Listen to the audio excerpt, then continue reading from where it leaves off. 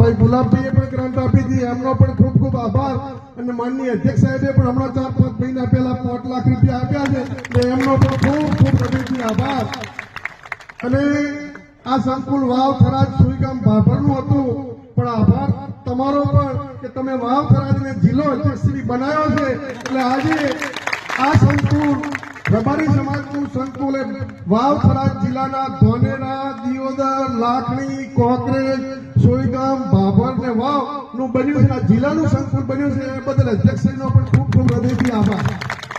અને વિશેષ આ બધાનો આગ્રહ હતો, રતનસિંહ મેવા પીવાનો કાર્યક્રમ રાખ્યો છે, એટલે હું કાયમી કહેતો હોઉં છું, મરું પણ માગું નહીં તન કે કાજ, પરમાર્થને કારણે મોગતો ના આવે લાજ. એટલે આજે બધા સરકારના પ્રતિનિધિઓ છો, ત્યારે આપને વિનંતી કરું છું કે અમારી હોસ્ટેલ આગળ હેવી લાઈન હેડે છે, એને અંડરગ્રાઉન્ડ કરી આપો, એવી પણ આપને વિનંતી કરું છું.